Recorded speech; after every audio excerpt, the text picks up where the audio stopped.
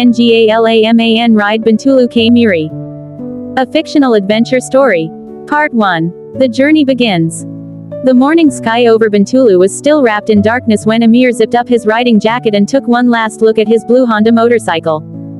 The machine had been his faithful companion for nearly 7 years.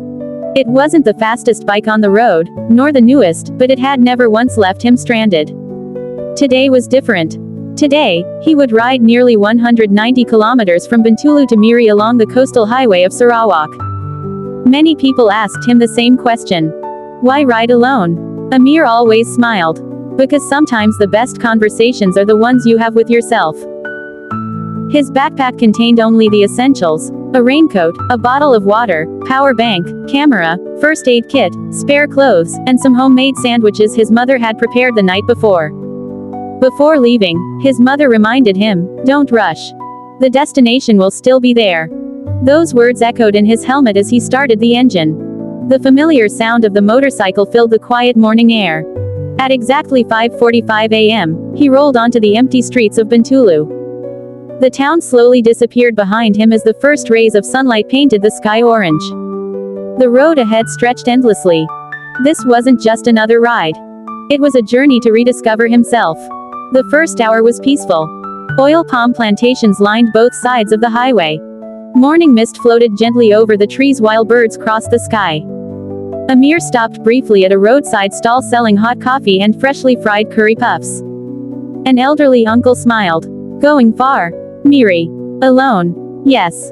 The old man nodded slowly. "Ride with patience. This road teaches people many lessons." Amir laughed politely, not fully understanding what the man meant. He thanked him, drank his coffee, and continued north.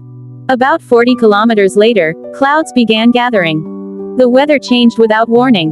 Within minutes, heavy rain poured onto the highway. Visibility dropped dramatically. Cars slowed down. Large trucks threw walls of water into the air. Amir remembered his mother's advice. "Don't rush." He pulled into a small petrol station to wait. Several other riders were already there. One of them rode a large adventure motorcycle covered in mud. Another rode an old Yamaha that looked older than its owner. Nobody spoke at first. Then someone offered hot tea. Soon strangers became friends. They exchanged stories. One rider had traveled across Sabah. Another had ridden all the way from Johor to Sarawak. An older rider said something Amir would never forget.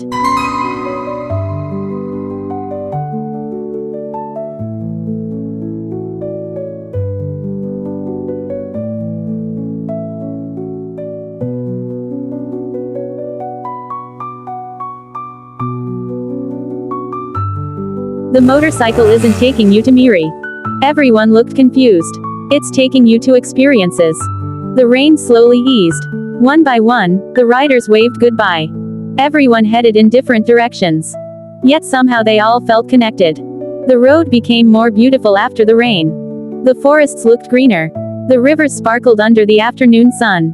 Every corner revealed another breathtaking view. Amir stopped countless times just to admire nature. Sometimes the best memories weren't captured by cameras. They were captured by the heart. As he continued riding, he noticed a yellow road sign. Camera Operation Zone. He smiled. Not because of the speed cameras. Because it reminded him to slow down and enjoy the journey. Too many riders focused only on reaching the destination. Few appreciated everything in between. Several hours later, hunger finally caught up with him. He found a small roadside cafe overlooking a peaceful river.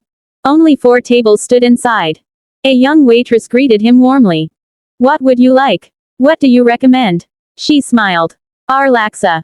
It turned out to be the best bowl of laksa Amir had ever tasted. As he finished eating, he noticed an old black and white photograph hanging on the wall. It showed the cafe decades earlier. Back then the road wasn't paved. People traveled mostly by boats. The owner explained proudly. "My grandfather built this place before this highway even existed." Amir realized something. Every road has history. Every journey is built upon the sacrifices of those who came before us. The afternoon sun grew hotter. Traffic became lighter. For nearly 20 minutes, Amir rode without seeing another vehicle. Just endless highway. Endless forest. Endless freedom. He felt alive. Then suddenly, his motorcycle made a strange sound. Tick, tick. Tick. The engine lost power. His heart raced. Slowly, he guided the bike onto the shoulder. Silence. He tried starting it again. Nothing. His phone showed almost no signal. The nearest town was many kilometers away.